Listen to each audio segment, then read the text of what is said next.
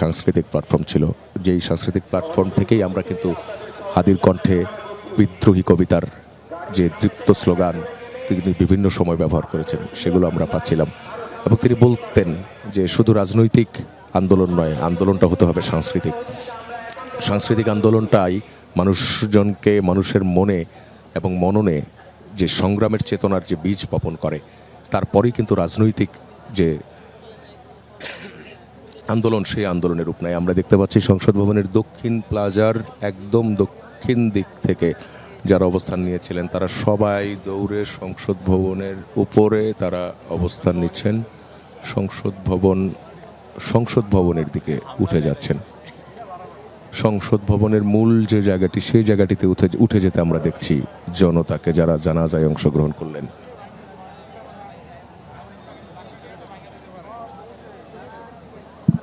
জানাজায় অংশগ্রহণকারীরা তারা সংসদ ভবনের একদম উপরের যে জায়গাটি সেখানে যে তারা অবস্থান নিচ্ছেন।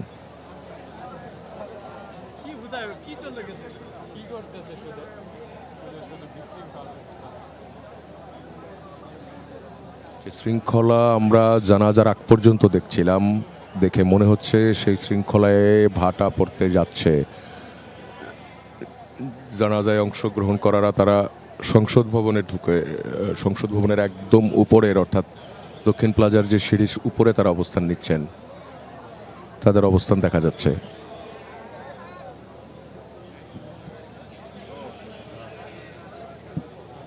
শৃঙ্খলা রক্ষাকারী বাহিনীর কড়া পাহারা দেখছিলাম আমরা জানাজা শুরুর আগে, এবং ওইটুকু অংশে আমরা দেখতে পাচ্ছিলাম সেনাবাহিনী এবং বিজিবির সদস্যরা তারা সেখানে মোটামুটি একটি ব্যারিকেড দিয়ে অবস্থান নিয়েছিল, কিন্তু মানুষজন তারা পুরো সংসদ ভবনের উপরে তারা অবস্থান নিয়েছেন, উঠে গেছেন সবাই সংসদ ভবনের প্ল্যাটফর্মের সামনে।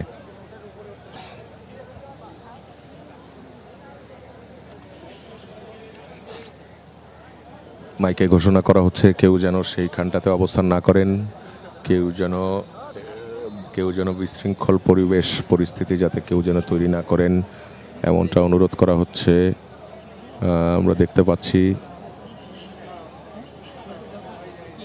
তাদেরকে সেখান থেকে সরানোর চেষ্টা হচ্ছে কিনা সেটা এখনো পর্যন্ত আমার চোখে পড়ছে না, তবে পুরো সংসদ ভবন এলাকায় অর্থাৎ আচ্ছা আমরা দেখতে পাচ্ছি সেনা সদস্যদেরকে দেখতে পাচ্ছি ঠিক বাঁ দিক থেকে, আওয়ামী যেই দিকে তাকানো তার বাঁ দিক থেকে তারা উঠছেন। আমি নিজামকে অনুরোধ করব এই ছবিটি দেখানোর জন্য।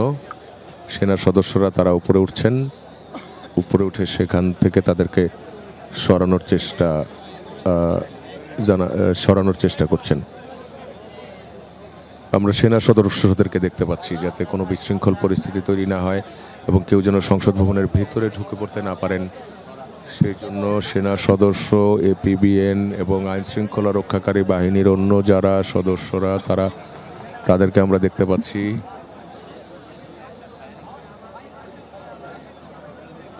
জানাজায় অংশ নেওয়া যারা সংসদ ভবনের উপরে অবস্থান নেওয়ার জন্য চলে গেছেন তাদেরকে সেখান থেকে সরানোর চেষ্টা করা হচ্ছে।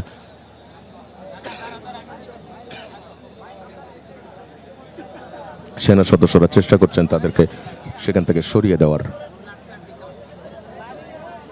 ওদিকে ওসমান হাদিকে বহনকারী যে ফ্রিজার গাড়িটি, সেই গাড়িটি কিন্তু ঢাকা বিশ্ববিদ্যালয়ের পথে যেখানে তাকে দাফন করা হবে। আর এদিকটাতে আমরা দেখতে পেলাম শুরুতে এত ঘন্টা ধরেও যেই শৃঙ্খল পরিস্থিতি সবাই নিজেরা আসলে সেটা করছিলেন, কিন্তু সেই শৃঙ্খলায় কিছুটা ছন্দপতন।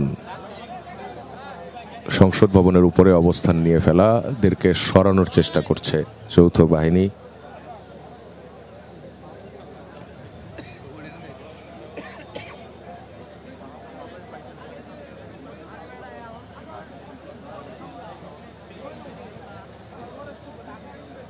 বিপুল সংখ্যক মানুষের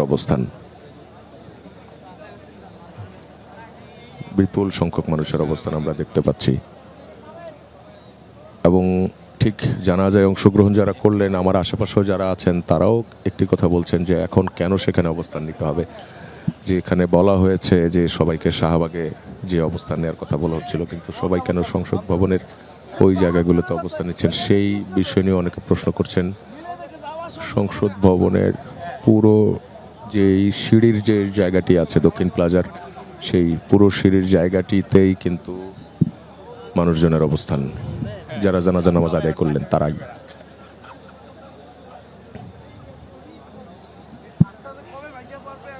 ওসমান হাদি মরদেহ ঢাকা বিশ্ববিদ্যালয়ের পথে।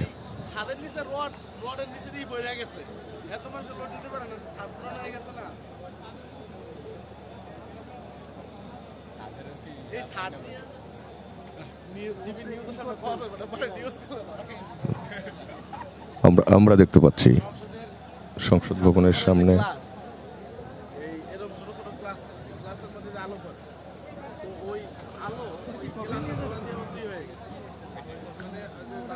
সংসদ ভবনের যে প্রবেশদ্বারগুলো আছে সেই প্রবেশদ্বারগুলোর সামনে সেনা সদস্যদেরকে আমরা অবস্থান করতে দেখছি, যাতে কেউ সংসদ ভবনের ভিতরে ঢুকে পড়তে না পারে। সংসদ ভবনের যে নিরাপত্তা, সেই নিরাপত্তার জন্য আমরা দেখতে পাচ্ছি যে প্রধান যে ফটকগুলো আছে সেই ফটকগুলোর সামনে অবস্থান নেওয়া হয়েছে, কারণ যে পরিমাণ জনস্রোত, সেই জনস্রোতের চাইতে আইন শৃঙ্খলা রক্ষাকারী বাহিনীর সংখ্যা খুবই কম। এই জন্য তাদেরকে দেখা যাচ্ছে যে মূল ফটকগুলোর সামনে তারা অবস্থান নিয়েছেন, যাতে কেউ ভেতরে ঢুকে পড়তে না পারে।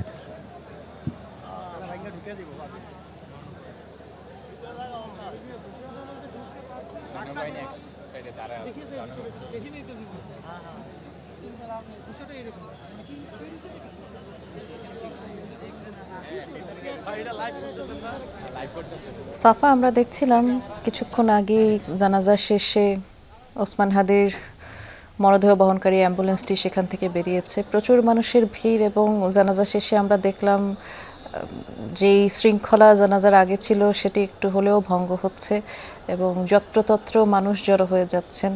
আমরা যেমনটি জানি, শরীফ ওসমান হাদিকে বহনকারী অ্যাম্বুলেন্সটি এখন আছে ঢাকা বিশ্ববিদ্যালয়ের পথে।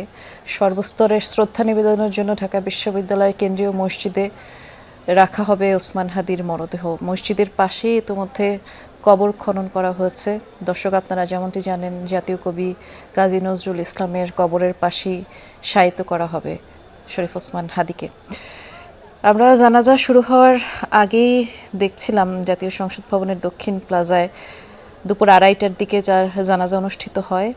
হাদির জানাজায় প্রধান উপদেষ্টা ডক্টর মোহাম্মদ ইউনূস সহ অন্যান্য উপদেষ্টা, রাজনৈতিক দলের নেতারাও উপস্থিত ছিলেন।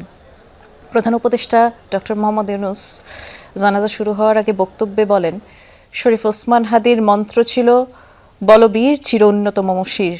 তিনি আমাদের মাথা নত না করার মন্ত্র দিয়ে গেছেন। এই মন্ত্র আমাদের অন্তরের মধ্যে থাকবে।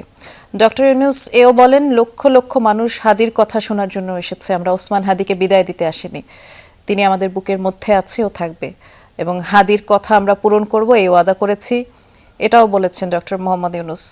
এর আগে আমরা দেখেছি জানাজা শেষে এবং দাফন শেষে উপস্থিত যারা ছিলেন তাদেরকে, জনসাধারণকে শাহবাগে জড়ো হওয়ার আহ্বান জানানো হয়েছে। সেই জানাজার ঠিক আগ মুহূর্তে পরিবারের পক্ষ থেকে দেয়া বক্তব্যে ইনকিলাব মঞ্চের সদস্য সচিব আব্দুল্লাহ জাবের এই ঘোষণা দেন।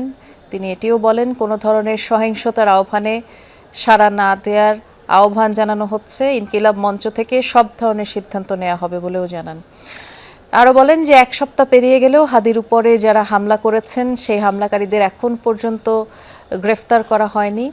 আগামী 24 ঘন্টার মধ্যে স্বরাষ্ট্র উপদেষ্টা এবং প্রধান উপদেষ্টার বিশেষ সহকারীকে সপ্তাহব্যাপী তাদের পদক্ষেপ সম্পর্কে জনগণকে জানানোর দাবিও করেন জাবের। এর আগে আমরা দেখেছি হাদির জানাজায় বক্তব্য রাখেন ধর্ম উপদেষ্টা। তিনি হাদির জন্য সকলের কাছে দোয়া চান। বক্তব্য রাখেন হাদির বড় ভাই, এবং আমরা দেখেছি তিনি হাদির জানাজার নামাজে ইমামতি করেন। আজ সকালে যেমনটি আপনাদের জানাচ্ছিলাম, ময়নাতদন্তের জন্য হাদির মরদেহ শহীদ সোহরাওয়ার্দী মেডিকেল কলেজের হাসপাতালে মর্গে নেওয়া হয়। এরপর গোসলের পর সেখান থেকে জাতীয় হৃদরোগ ইনস্টিটিউট থেকে নিয়ে আসা হয় জাতীয় সংসদ ভবনের দক্ষিণ প্লাজায়, এবং এখানেই শেষবারের মতো দেখতে দূর দূরান্ত থেকেই জড়ো হন মানুষ। জানাজায় অংশ নিতে দেখেছি প্রধান উপদেষ্টা ছাড়াও সকল রাজনৈতিক দলের নেতাকর্মীদের, উপদেষ্টা পরিষদের সদস্যদের। এই মুহূর্তে হাদির মরদেহ বহনকারী অ্যাম্বুলেন্সটি আছে ঢাকা বিশ্ববিদ্যালয়ের পথে। ঢাকা বিশ্ববিদ্যালয় এলাকায় আমাদের সহকর্মীরাও আছেন। সেখানের যে কবর খননের প্রস্তুতি সেটি তো সম্পন্ন হয়েছে। আমরা যতদূর শুনেছিলাম যে তাকে সমাহিত করবার আগে একবার রাখা হবে শরীফ ওসমান হাদির